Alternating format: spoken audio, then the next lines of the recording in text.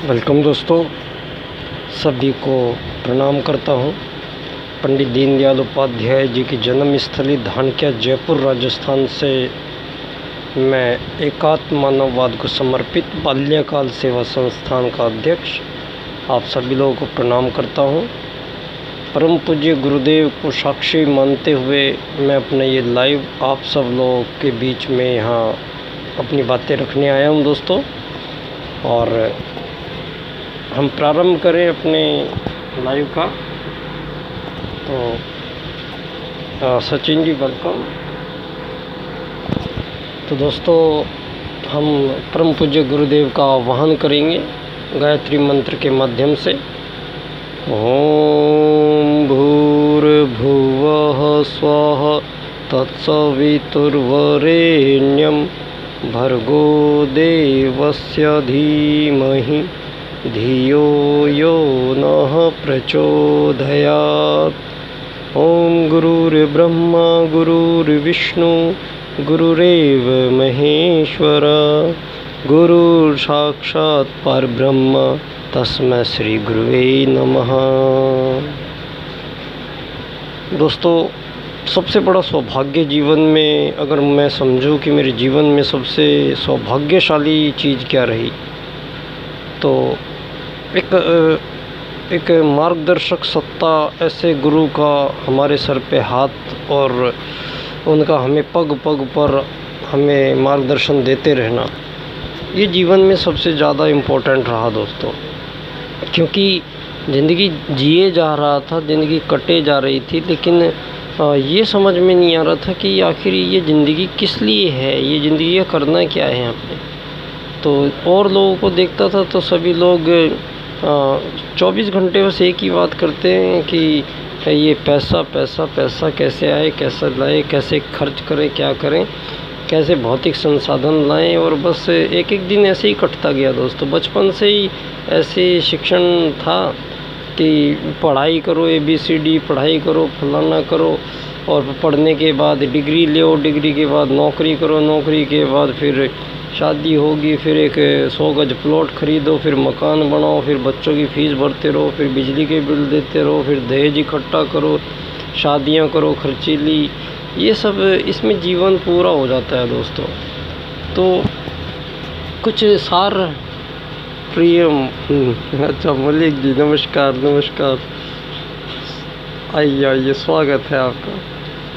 तो दोस्तों यहाँ बड़ी त्रुटियाँ होगी जीवन में, लेकिन एक सक्षम गुरु का मार्गदर्शन मिला तो मुझे ऐसे मेरा सौभाग्यशाली क्षण यही थे कि ऐसे गुरु का हमें मार्गदर्शन मिलता चला गया।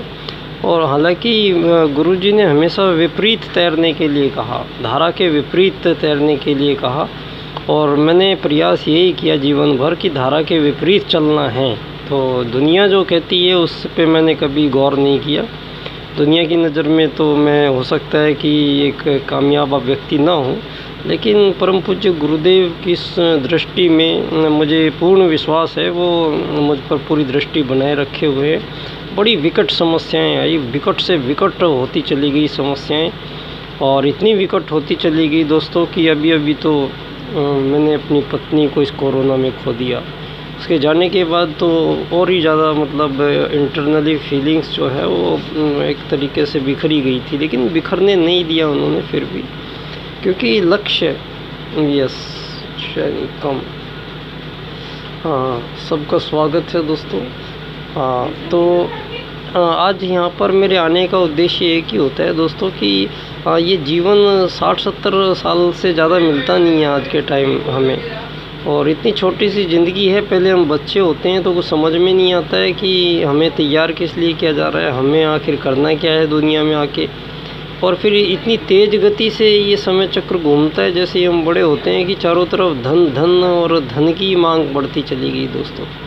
हाँ, हालांकि बचपन में मुझे याद आता है कि जब धन की कोई कीमत नहीं थी, जब धन की कोई इतनी कीमत नहीं थी, धन था भी नहीं किसी के पास, सब अभाव में थे, लेकिन संवेदनशीलता, प्रेम, मोहब्बत, त्याग, ऐसे गुणों का समावेश भरपूर था। और सामूहिक परिवार थे, जॉइंट फैमिली थी भारत में। तो बहुत सारे लोग एक ही जगह रहते हैं तो कुछ लोग काम कर लेते हैं, कुछ ये पढ़ लेते हैं, कुछ खेत में जाते हैं, कुछ घर का सामान देखते हैं, महिलाएं बच्चों को देखती हैं, अपने पशुओं को देखती हैं। तो बहुत अच्छा एक जीवन था हमारा, बचपन में याद आता है जब। जैसे जैसे ये भौतिकवाद की अंधी दौड़ ने ये सामान बढ़ते गए, समृद्धि आती चली गई, भौतिक संसाधनों के अंबार लगते चले गए, तो मानव एकांगी होता चला गया दोस्तों, और परिवार टूटते चले गए, बिखरते चले गए। आज एक एक परिवार में एक पति पत्नी और बच्चे रह गए हैं, और उसमें से भी पति अपने मोबाइल में व्यस्त है, पत्नी अपने मोबाइल में व्यस्त है, और बच्चों को बेचारों को कोई पूछने वाला नहीं है। इस कदर दूरियां बढ़ चुकी है। ये आज के विज्ञान के युग में जितना भी प्रगति उन्नति हुई दोस्तों, इसके दो ऐसे पहलू हमारे सामने आए। एक तो मानव का मानव से जो प्रेम सौहार्द था वो ख़त्म होता चला गया, एकांगी जीवन शैली अपनाने लग गया आदमी। दूसरा, जितना भी आपने आविष्कार किए, इसका जो प्रदूषण है, पॉल्यूशन है, वो इतना ज़्यादा होता चला गया कि आज पूरा एटमॉस्फेरिकली जो चेंजेस इतना हो गया है, आप देख सकते होंगे कि इतनी ज़्यादा वाइब्रेशंस इतनी ज़्यादा है दुनिया में, नेगेटिव वाइब्रेशंस, जिसकी वजह से दोस्तों करीब 10,000 से ज़्यादा प्रजातियां जीवों की, उससे भी ज़्यादा बल्कि लुप्त हो चुकी हैं। क्यों? क्योंकि आप लोगों के बनाए गए ये संसाधन से विकिरण जितना फैला है दुनिया में, इस विकिरण ने उनको बेचारों को उनकी से पूरी पीढ़ी समाप्त कर दी दोस्तों। मानव को कोई ये अधिकार नहीं है कि वो किसी अन्य जीव पे कोई भी तरह का आघात पहुंचाए किसी भी जीव को, क्योंकि सभी जीव उसी ईश्वर के कण हैं। वो ईश्वर सभी जीवों में बराबर विद्यमान है। तो हम उन्हीं जीवों को मारते हैं, उन्हीं जीवों को खाते हैं, उन्हीं जीवों पे हम प्रताड़ित करते हैं, उन्हीं जीवों की हमने अपने सुखोपभोग के लिए प्रजातियां नष्ट कर दी। तो ये हमें कोई अधिकार नहीं था। और जब आप अपने अधिकार क्षेत्र से बाहर जाके काम करेंगे तो उसका दंड भी आपको मिलेगा। आज देख रहे होंगे आप पूरी दुनिया में, अभी 1.5-2 साल पहले आदमी जब भी हम कहीं जाते थे तो सारी दुनिया इधर से उधर भागी फिर रही है। किसी को भी रोक के पूछो, अरे भैया 1 मिनट रुकना, नहीं भैया टाइम नहीं है, बहुत ज़्यादा बिजी हूँ। किसी के पास टाइम नहीं था।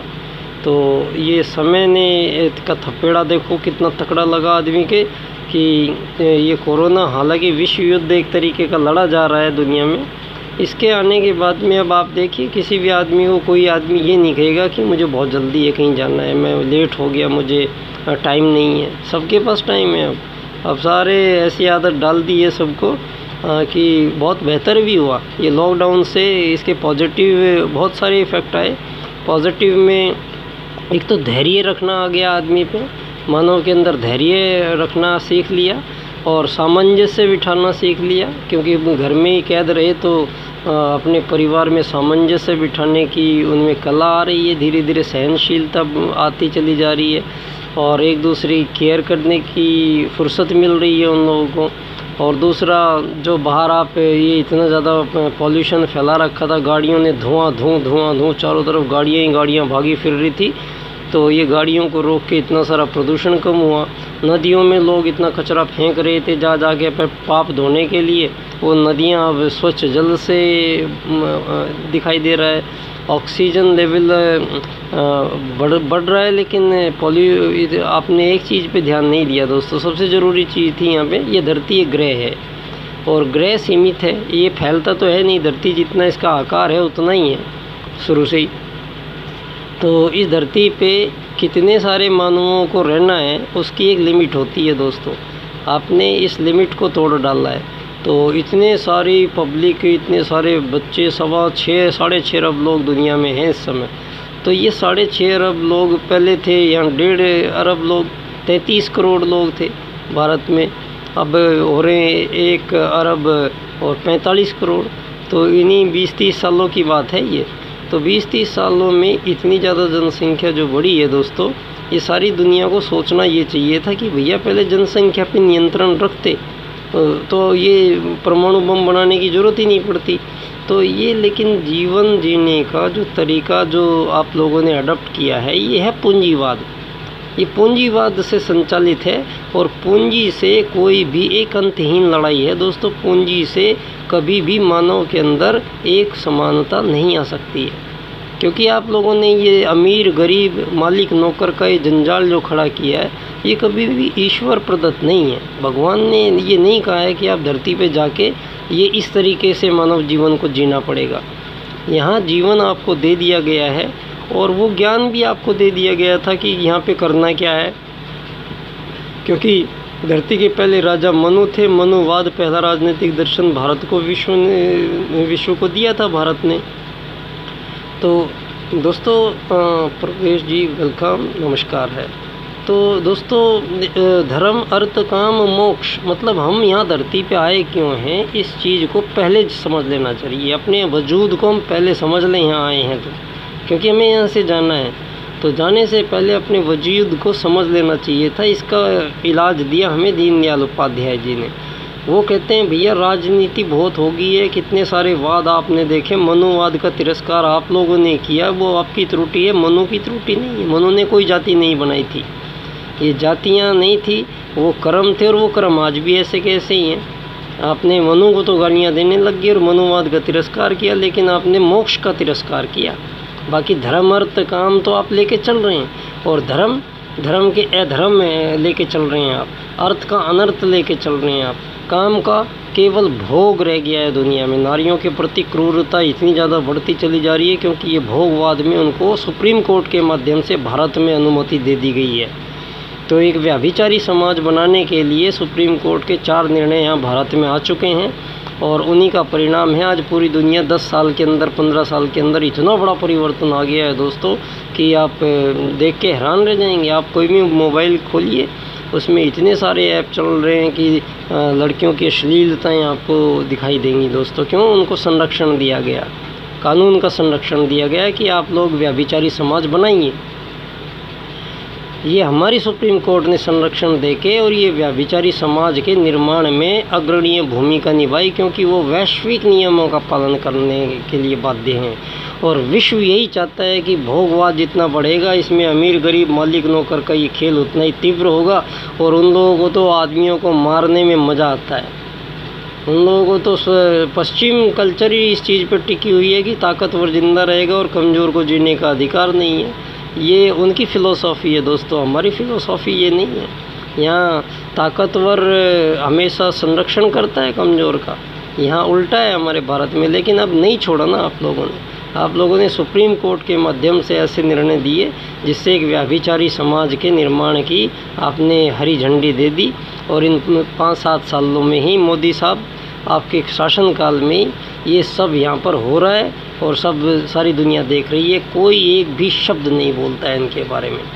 आप ये बिजली पानी सड़क ये मकान ये सब्सिडी और ये खाते में पैसे और ये सब चीज़ों पे करते आपने ऐसा उलझा के रखा है इंसान को। मोदी जी आपने तो इतना परेशान कर दिया है दुनिया को कि हद से ज़्यादा परेशान कर दिया है आपने। जब से आए हो आप सबको लाइन में ही लगा रखा है आपने।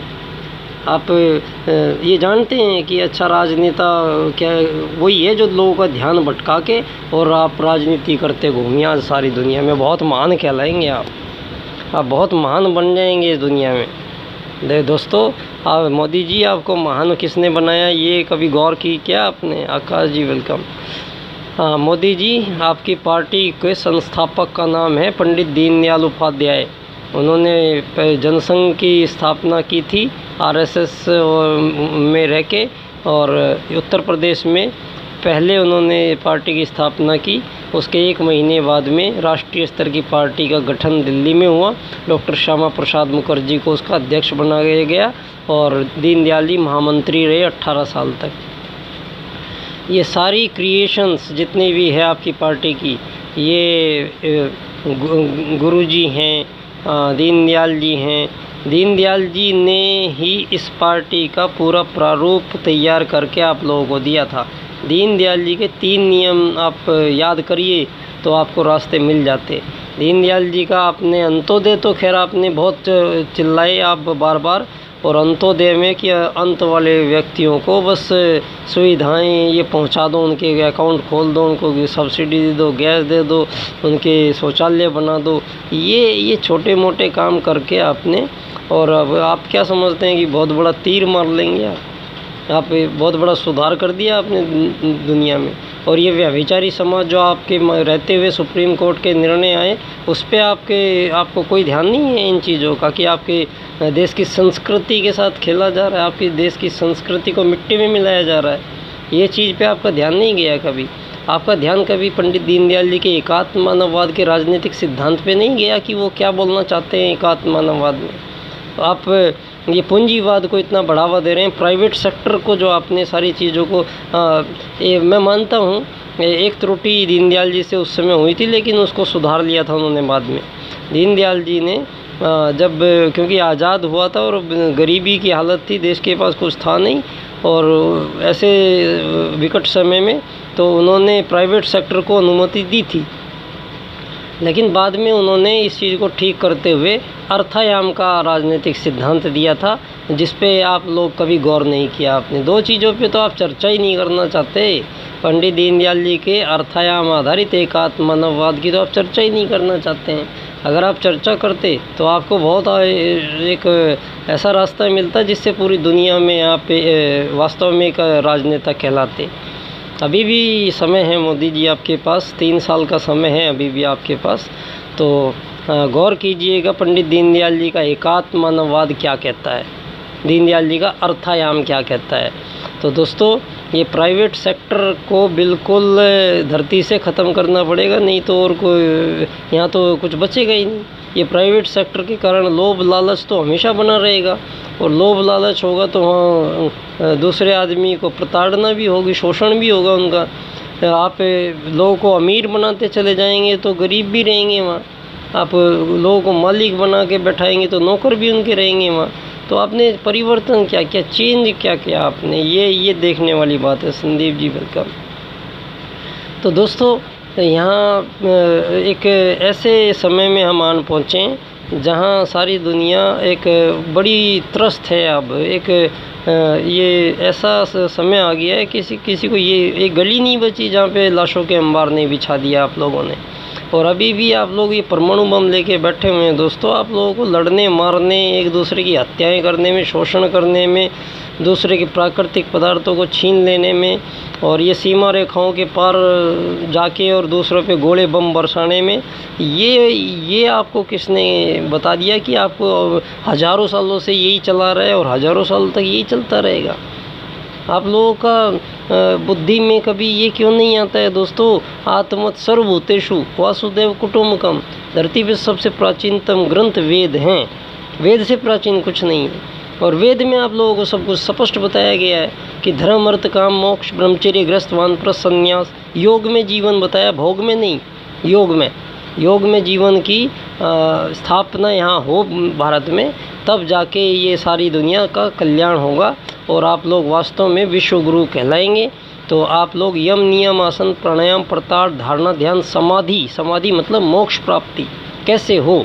मोक्ष प्राप्ति नहीं हुई तो यहाँ जीने का कोई मतलब नहीं निकलता है। आप लोग यहाँ कार में घूमें, आप हवाई जहाज़ में घूमें, आपने यहाँ एसी में बैठे रहे, तो इन चीज़ों से आपको कोई पॉजिटिवनेस, कोई ईश्वर की तरफ से कोई वाहवाही मिलने वाली नहीं है। क्योंकि जितना ज़्यादा आपने ये भोग किया, उतना ही ज़्यादा कुछ लोगों को तकलीफ़ हुई यहाँ पे। किसी का छीन के आप अकेले ऐश करते रहे और दूसरों को शोषित करते रहे, तो ये क्या है दोस्तों। ये सब पे आप गौर करने की ज़रूरत है। तो अब ये समय बड़ा विशेष है। परम पूज्य गुरुदेव पंडित श्री राम शर्मा आचार्य जी ने कह दिया है कि सारी दुनिया को एक ही धुरी पे इकट्ठा होना पड़ेगा। सारी दुनिया में अब एक ही धन चलेगा, सारी दुनिया में एक ही धर्म होगा, सारी दुनिया में एक ही एजुकेशन होगी, सारी दुनिया को एक ही पैटर्न अपनाना पड़ेगा। ये सारी दुनिया में जो सीमा रेखाएं खींच के, ये दोस्तों धरती का अवैध अतिक्रमण है एक तरीके से। आप ये आज़ाद देश बन के जो बैठे हैं, ये आज़ादी हो नहीं सकती इंसान से। आप गलत तथ्यों से दुनिया को चला रहे हैं, तो इसका परिणाम हमेशा यही आएगा, जीरो ही रहेगा। तो हमें हमारे भारत का ये सौभाग्य है कि परम पूज्य गुरुदेव और दीनदयाल उपाध्याय जी लगभग एक साथ ही आए दुनिया में, और हमारे परम पूज्य गुरुदेव ने युग निर्माण योजना का एक प्रारंभ आपके सामने प्रस्तुत कर दिया है।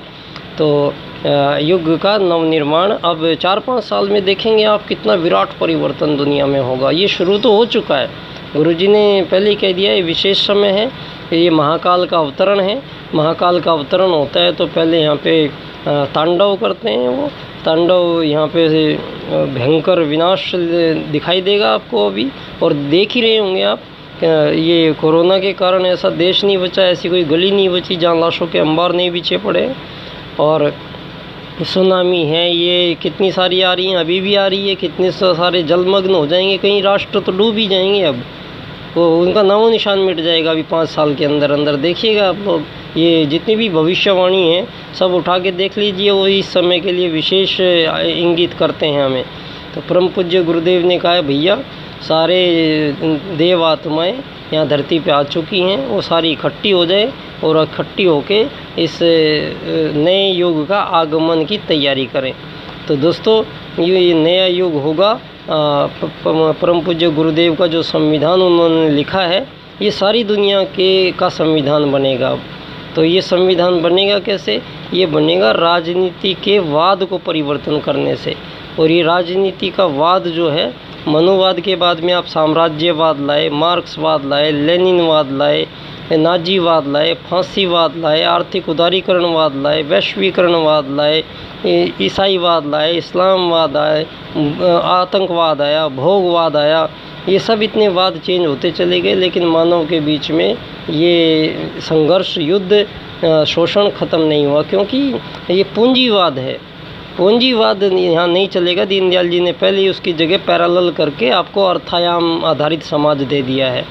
तो अब एक ही रास्ता है हमारे पास कि पूंजीवाद को दुनिया से ख़त्म कर दो दोस्तों, और इसकी जगह पंडित दीनदयाल जी का अर्थायाम आधारित एकात्म मानववाद से इस संसार का राजनीति को चलना पड़ेगा।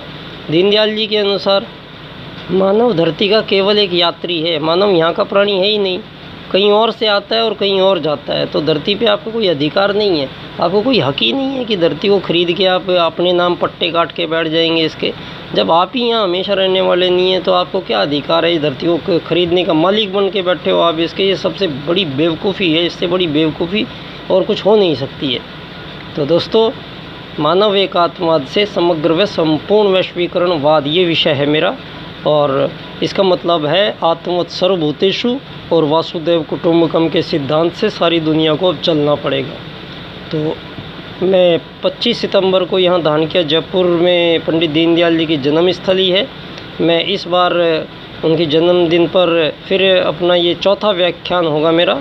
मैं पिछले 7 साल से यहाँ एक NGO मैंने बनाया, बाल्यकाल सेवा संस्थान, जिसका मकसद है पंडित दीनदयाल उपाध्याय जी के राजनीतिक चिंतन मंत्र एकात्म मानववाद को पूरी दुनिया के एक राजनीति का चिंतन दर्शन बनाना।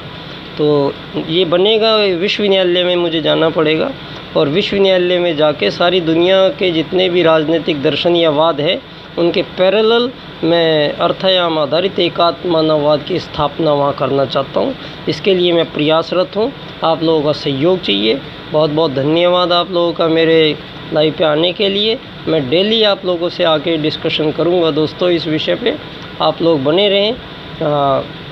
ये कि श्रेष्ठ समाज की आगमन की तैयारी करके रखिए, लेकिन आप लोग सोइए मत, जागते रहिए।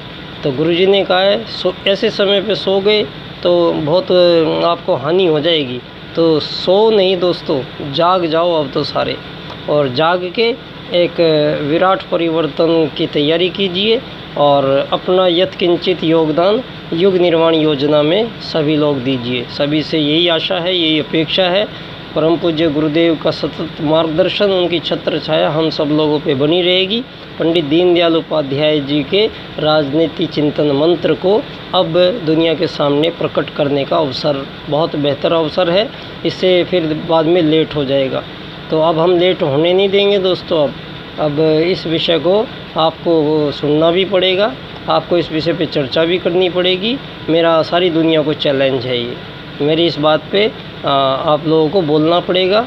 मैं आपको बाध्य कर दूंगा इसके लिए। अब आपने मुझे 4 साल से रोक के रखा है इन राजनेताओं ने। जब भी मैंने किसी के पास जाके इस विषय पे चर्चा करनी चाहिए तो वो सारे दुम दबा के भागते हैं आगे आगे। अब मैं भागने नहीं दूंगा। अब मैं आ रहा हूँ, दिल्ली में ही आ रहा हूँ। पहले भी गया था एक बार अमित शाह जी आपके ऑफिस में, लेकिन आप कोई रिस्पांस दिया नहीं था। लेकिन अब मैं आपको छोड़ने वाला नहीं। 25 सितंबर याद रखिएगा, धानक्या जयपुर याद रखिएगा। आपको यहाँ आना पड़ेगा और मेरे विषय पे आप लोगों को व्याख्यान देना पड़ेगा और मैं अपना व्याख्यान पूरा करूँगा और अपनी बात पर अडिग रहूँगा दोस्तों, हटूँगा नहीं। ये परम पूज्य गुरुदेव ने ये आशीर्वाद बना के दिया। मैं उनका बहुत बहुत आभारी हूँ, नमन करता हूँ अपने गुरुदेव को कि मेरी आंखें खोली उन्होंने। कम से कम एक ऐसा चिंतन मेरे दिमाग में दिया दोस्तों और मुझे समझने का अवसर मिला। 22 साल लगे मुझे दीनदयाल जी की जन्म स्थली पे दीनदयाल जी को समझने में, लेकिन अब मैं समझ चुका हूँ दोस्तों। अब समझ चुका हूँ, केवल समझाना बाकी है और समझ लोगे तो बेहतर ही रहेगा। एक नई दुनिया की अगवानी भारत करेगा और भारत विश्व गुरु बनेगा दोबारा से। इन्हीं शब्दों के साथ ओम शांति ही शांति ही शांति। धन्यवाद।